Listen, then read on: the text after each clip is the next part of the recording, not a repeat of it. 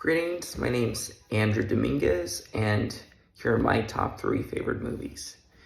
I personally really like Black Christmas. A lot of people probably credit Halloween for a lot of the things that I feel Black Christmas achieved.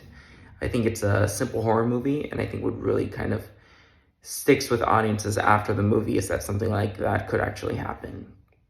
A deranged psychopath could break into someone's home and to start stalking them and tormenting them slowly until they finally strike. I think it's gone under the radar, unfortunately, but it's definitely in my top 3 movies ever. Breakfast at Tiffany's would be my second one. I love a good old classic. And Audrey Hepburn finally stepped away from her very immaculate Hollywood leading lady roles to someone who I consider is one of her most human roles, Holly Golightly. And it really just shows that when two people meet, soulmates, as imperfect as they are, they can come together and, achieve their own version of happily ever after. I also feel that it touches upon other really important things in society. I think it was really ahead of its time with things like mental illness, just mental health in general. Holly obviously suffered from a narcissistic disorder. She suffered from anxiety, the Mean Reds.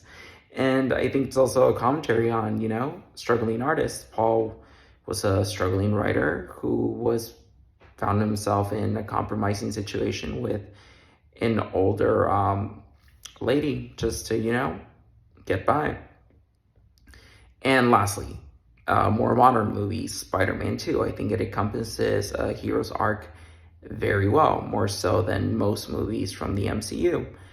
And I think Tobey Maguire's Peter Parker is one of the best superhero incarnations out there. I like how it connected Spider-Man and his journey through the first movie all the way to the end of the second one. And I love a happily ever after, as I've already mentioned with movies like Breakfast at Tiffany's, and seeing Peter get his happy ending with Mary Jane, despite him trying to push her away, trying to do the right thing to keep her safe. Just seeing her come back to be with him was, a really feel-good moment. And above all, it also showed that she's a strong character. A lot of people criticize Kirsten Dunst's Mary Jane as a weak character, but no, at the end, she decided, this is my choice, this is what I want, and I'm going to, take the risks with you. And I feel like that's what true love's about. And also that final shot of her looking at him as he is web-slinging through the city with his triumphant woohoos, and you see her and that look of worry. You know that despite it being them coming together, which is what Peter wanted the most in the world, it's still not all going to be happy moments. And Mary Jane knows that. And I think that's a very strong way to end that movie.